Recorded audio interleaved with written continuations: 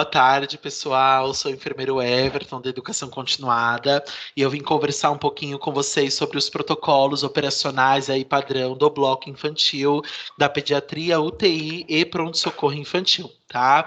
O nosso objetivo, através desse treinamento, é que nós consigamos aplicar de forma correta o protocolo, né? Que vocês tenham segurança na execução dos procedimentos e que tudo seja bem padronizado aí dentro das normas de qualidade, tá? O primeiro protocolo que eu queria conversar com vocês é sobre o protocolo de asma.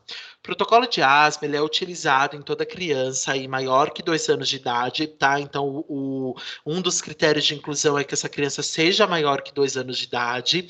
Para quê, gente? A crise de asma, ela é um episódio agudo ou subagudo de piora progressiva do desconforto respiratório. Então, é uma criança que progrediu com desconforto, dispneia, tosse, sibilo, taquipneia, opressão torácica, que é aquela pressão no tórax, e que ela tenha também uma diminuição do fluxo respiratório. Então, essa criança, ela não tem uma boa absorção ali do oxigênio.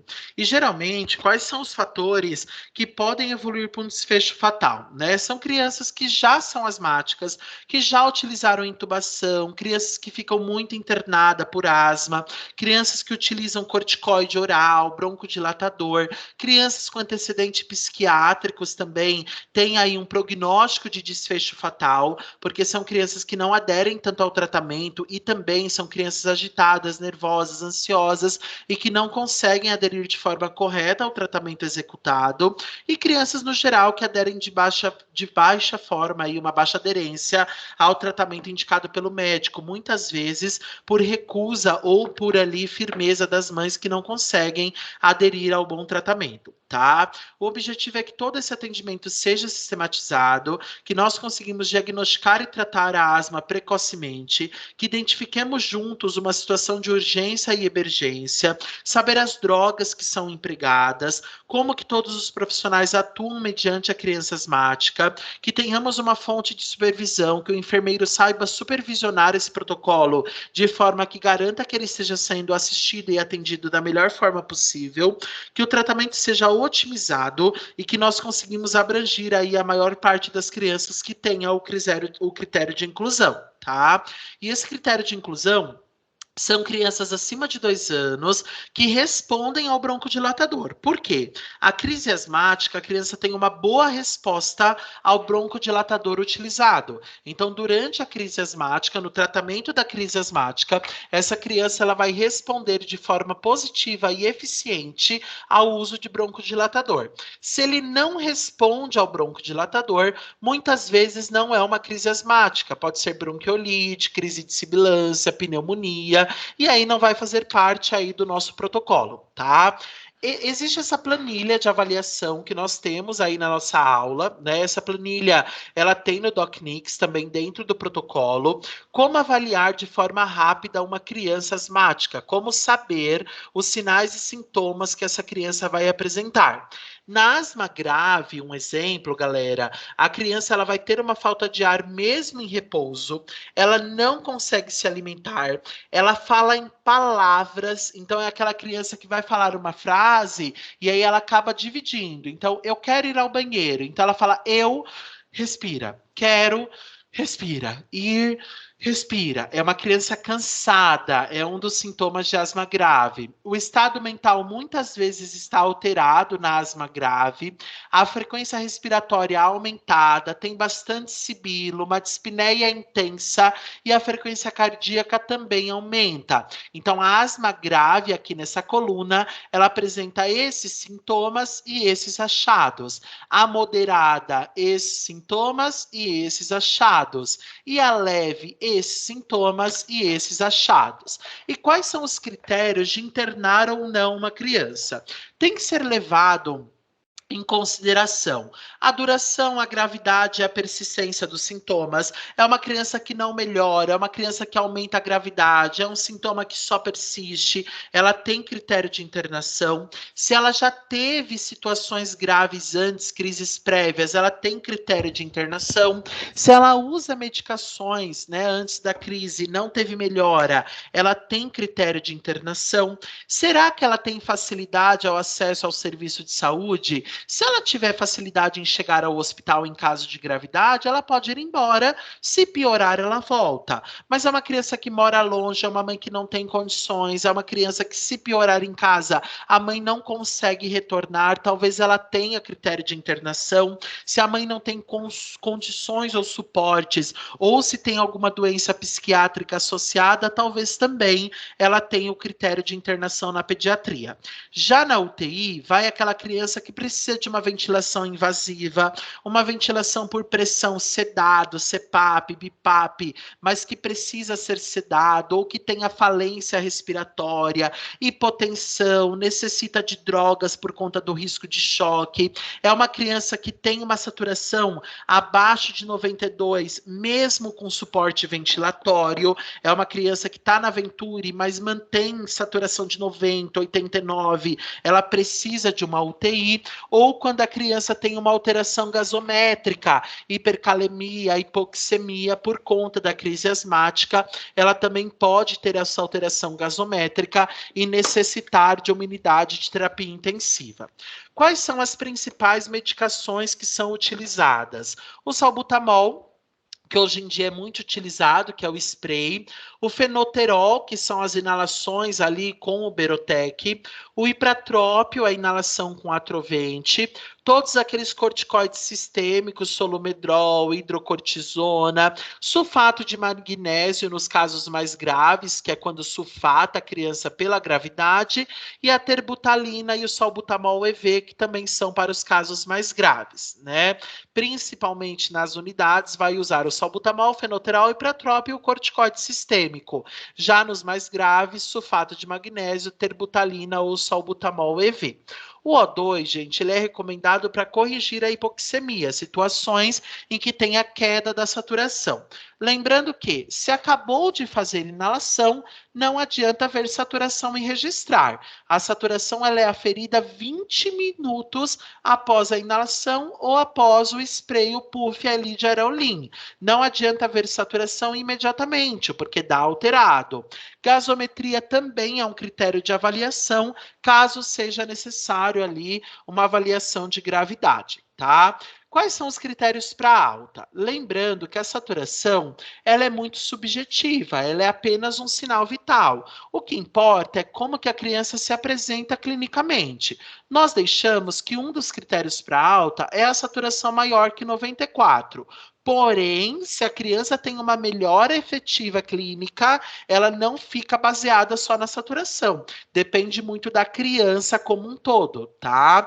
Quando a criança está no pronto-socorro infantil, o ideal é que avalie essa criança 60 minutos após a inalação. Então, essa criança ela necessita de um tempo para melhorar e o médico reavaliar antes de liberar para a alta, no caso da crise asmática, ali que necessita de uma atenção maior, tá? Quando essa criança vai embora, a mãe tem que ser orientada quanto aos cuidados domiciliares. Gente, o espaçador é um sinal muito importante.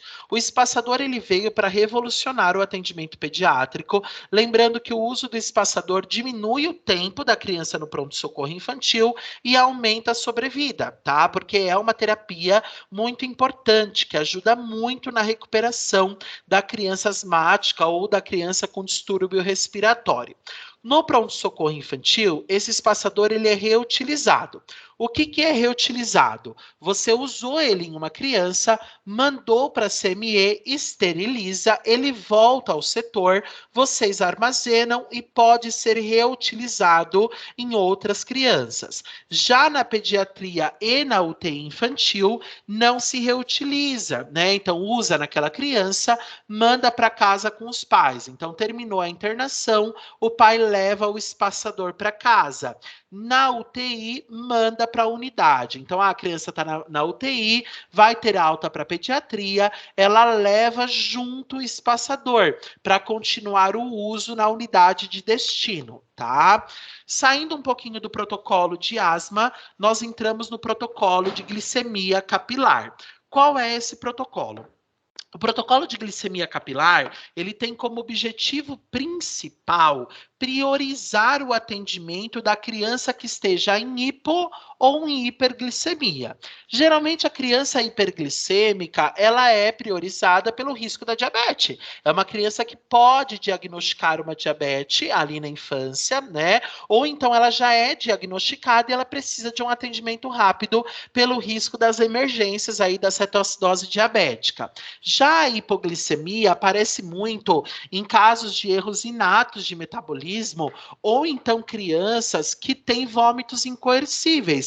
Crianças que vomitam muito, têm muita diarreia, chega prostrado no PS, necessita de um atendimento rápido. Então, o enfermeiro, na triagem, na classificação, ele consegue pedir a avaliação da glicemia dessa criança. Ele pode prescrever a glicemia. Se estiver alterado para menos ou para mais, ele prioriza aquele atendimento, ele evita que a criança tenha piora clínica ali na sala de espera, ele colabora também para um diagnóstico rápido. Lembrando, gente, que crianças aí, dados da OMS comprovam que hoje nós temos 16 milhões de brasileiros diabéticos.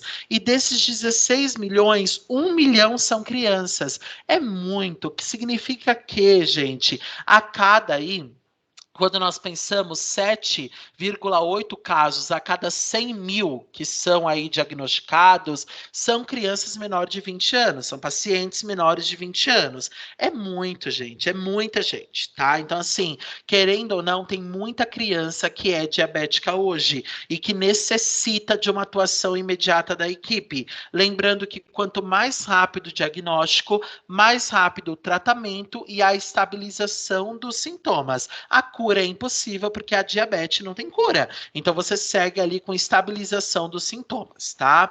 Já a hipoglicemia na pediatria, geralmente ela vem por conta de períodos prolongados de jejum ou por vômitos. Gente, hipoglicemia é uma das causas de parada cardíaca. Então hipoglicemia é uma emergência, ela necessita de uma atuação rápida, tá? Falando de diabetes, nós temos dois tipos, a tipo 1 e a tipo 2. A diabetes tipo 1 é quando o próprio corpo, desde os primeiros anos, ele destrói as células produtoras de insulina, que são as células beta do pâncreas. Então, essas células são destruídas pelo corpo, né? O próprio organismo destrói esse corpo desde os primeiros anos de vida, o que leva, com o passar do tempo, a uma deficiência total na produção de insulina. Então, esse paciente se torna diabético tipo 1. Já o tipo 2, essa diabetes infantil tipo 2, ela vem como principal causa alimentação desequilibrada, rica em doces, massas, frituras, refrigerantes, além da falta de atividades físicas, tá? O Corém determina que o enfermeiro, ele é responsável pela avaliação do paciente no momento da triagem e também pela solicitação da glicemia capilar.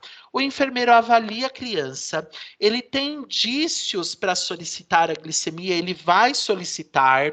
O auxiliar e o técnico de enfermagem vai aferir a glicemia de acordo com o procedimento padrão, registra no prontuário com nome, carimbo, data, horário, assinatura e comunica ao enfermeiro. O enfermeiro, por sua vez, ele define se vai ocorrer a prioridade ou não. Hipo ou hiperglicemia prioriza. O médico atende e o médico valida o protocolo. Como que o médico valida?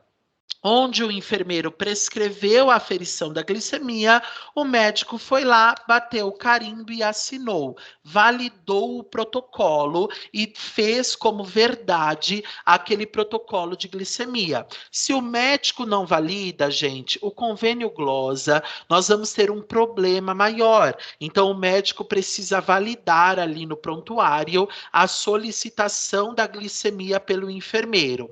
E através do valor, o enfermeiro também vai priorizar o atendimento.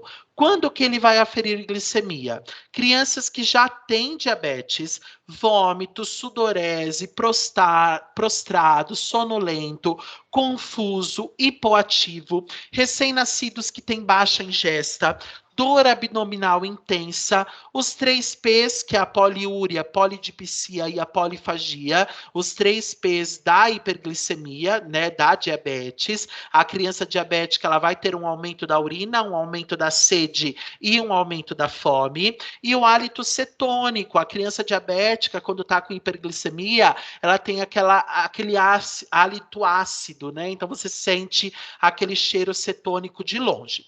Quais são os valores de normalidade? Os neonatos de 40 a 100, abaixo de 40 hipo, acima de 100 hiper. Os infantis de 80 a 126, abaixo de 80 hipo, acima de 126 hiper.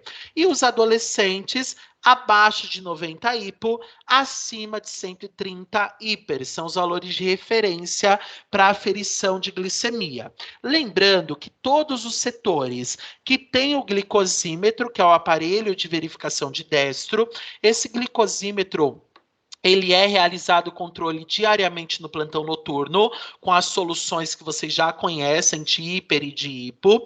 Preencha a planilha corretamente e uma vez ao mês manda para o DASA o aparelho e a planilha de harmonização. Essa planilha o DASA valida, ele calibra o aparelho e devolve para você. Essa é uma rotina que algumas vezes se perde, mas que necessita ser feita. Então a equipe confere todos os dias e uma vez ao mês o DASA faz a calibração desse equipamento, tá? Agora vamos falar um pouquinho sobre o protocolo de polvo, tá? Esse protocolo de polvo, ele é usado ali nos pacientes neonatos, geralmente neonatos abaixo de 2 quilos, eles são incluídos nesta prática, tá? E ele é um protocolo de humanização, né? Então, os tentáculos do polvo, eles provocam acalento para aquele bebê que está dentro da incubadora, para aquele recém-nascido que está dentro da incubadora. A polvoterapia, o protocolo de polvo, ele existe aqui na nossa instituição, ele é bem adequado e ele funciona. Então, toda RN menor de 2 quilos, ele é incluído nesta prática. O técnico providencia o polvo e coloca dentro da incubadora, tá? Verifica a embalagem, retira o polvo e coloca na incubadora e anota a entrega. A troca do polvo, ele é feita a cada 7 dias, se o polvo estiver limpinho, ou se apresentar sujidade, é feito antes. O polvo trocado, que você retira da incubadora, entrega para os pais. O pai leva para casa. Gente, é uma ação de humanização, tá? Então, a cada 7 dias, se ele estiver limpo, se tiver sujidade, troca imediatamente. Esse polvo, os tentáculos dele provocam ali o acalento para a criança, ela se aconchega com o polvo, tá? Quando esse polvo ele é entregue para o bebê, colocado na incubadora, tem que registrar no SBAR e na evolução. Então, além da anotação de enfermagem, é registrado no SBAR e na evolução do enfermeiro. E na alta, o polvo que estava em uso é entregue para a mãe e para o familiar. Orienta sobre o processo de higienização e entrega para a mãe e para o familiar, que leva para casa e que pode guardar esse polvo ali como uma forma de lembrança, porque o polvo, ele leva ali o cheirinho da criança dos primeiros dias de vida, né? Então a mãe, ela vai se sentir mais acolhida levando esse polvo para casa no processo de alta ou no processo de troca do polvo, tá? E saindo do polvo, para finalizar a nossa aula, nós vamos falar um pouquinho do tratamento de febre na emergência pediátrica. Gente, a febre, ela é responsável a 50% dos atendimentos na faixa etária infantil. Tá? Então, crianças, mais de 1/3 das consultas pediátricas, elas têm como queixa a temperatura elevada, tá? E a febre na criança, ela vem por quê? Ela vem em decorrência de qualquer processo viral ou bacteriano que essa criança apresenta. E muitas vezes esses processos são relacionados às estações do ano. Então, quando vem o inverno, as crianças adoecem mais das doenças respiratórias. E essas crianças podem apresentar como sinal a temperatura elevada, tá? Quando o paciente febril ele está aguardando o atendimento, qual é a nossa preocupação? A criança com febre muito elevada, ela pode evoluir para uma crise convulsiva, tá? Então, a crise convulsiva febril, muitas vezes ela não traz sequela, então, mas mesmo que não traga sequela, nós temos que ter uma atenção maior, porque durante a crise convulsiva existe uma ausência ali na mecânica de oferta de oxigênio cerebral. Então, essa criança, por que que não traz sequela? Porque é uma crise rápida, mas se essa crise for longa, pode ter sequela neurológica. Por isso que nós nos preocupamos com a febre no paciente pediátrico. E com essa preocupação, como a maioria dos atendimentos, essa criança traz a febre como sintoma, nós não deixamos a criança com febre aguardar o atendimento. Ela é priorizada? Não, ela não é priorizada. Ela é medicada e ela aguarda o atendimento com essa temperatura diminuindo. Então, o enfermeiro, ele afere temperatura, ele prescreve o antitérmico e ele medica essa criança. Qual criança que vai entrar no protocolo? Crianças com temperatura acima de 37,8, ou se a criança tiver histórico de convulsão, ele vai medicar acima de 37,5, levando em consideração a escolha da droga. Se é alérgico, qual é a preferência dos pais, e se não houver preferência, a sequência é sempre de pirona e em seguida paracetamol. Enfermeiro prescreve o antitérmico, auxiliar e técnico medica respeitando os 9 certos da medicação e as metas internacionais de segurança, checa, registra a medicação e na hora da consulta o médico valida. Então o enfermeiro prescreve, médico medica, criança volta para a sala de espera e no momento da consulta o médico carimba validando aquela prescrição. Lembrando que crianças de 0 a 3 meses não se usa dipirona, se usa apenas paracetamol. Então, crianças até 3 meses de vida, caso não seja alérgico, vai utilizar apenas o paracetamol. Passou de 3 meses, a ordem é dipirona e paracetamol, levando em consideração que a mesma medicação só pode ser feita com intervalo de 4 horas. Então, se a mãe chega no PS meio-dia e medicou às 6 horas da manhã com Novalgina, já passou 6 horas, intervalo maior que 4, pode fazer Novalgina de novo. Não deu 4 horas ainda que medicou, nós vamos intercalar com paracetamol. Intercala com uma segunda medicação a cada 3 horas. Então, de 3 em 3 horas, pode medicar com medicações diferentes. Foi medicado 6 horas em casa e chegou às 9 horas no PS com febre. Já pode dar outro antitérmico, tá? Então, a mãe deu dipirona, você pode usar paracetamol. Chegou às 10 no PS, já deu 4 horas da dipirona, pode fazer dipirona novamente, tá? Qual é a dose utilizada? A dose terapêutica é 1 gota por quilo. Então, criança de 20 quilos, 20 gotas. Criança de 30 quilos, 30 gotas. Criança de 34 quilos, 34 gotas. Criança de 38 quilos, não é 38 gotas. Gente, a dose máxima da dipirona, 35 gotas. Passou disso de quilo, vai continuar usando 35 gotas. Você vai 1 gota por quilo até 35 quilos. Passou de 35 quilos, pode ter 80 quilos. Não é para dar 80 gotas, pelo amor de Deus. Vocês vão dar a dose máxima de 35 gotas, que é a dose máxima da Novalgina, tá? Já o paracetamol segue o mesmo padrão, 1 gota por quilo. O máximo 35 gotas até 12 anos de idade. Passou de 12 anos, o máximo 40 gotas. Então, gente, essa dose máxima, independente do peso, 35 gotas é o máximo de dipirona, 35 gotas é o máximo de paracetamol até 12 anos e 40 gotas é o máximo de paracetamol acima de 12 anos. E qual é a dose? 1 gota por quilo, até a dose máxima, tá? Todos esses protocolos que nós falamos estão disponíveis pelo DocNics. Essas são as numerações, né? Essa aula vai ficar disponível. Vocês respondam o pós-teste, né? As questões pós-teste. Dúvidas e orientações, entrem em contato com a Educação Continuada. Nós estamos sempre à disposição de vocês. Muito obrigado e até mais.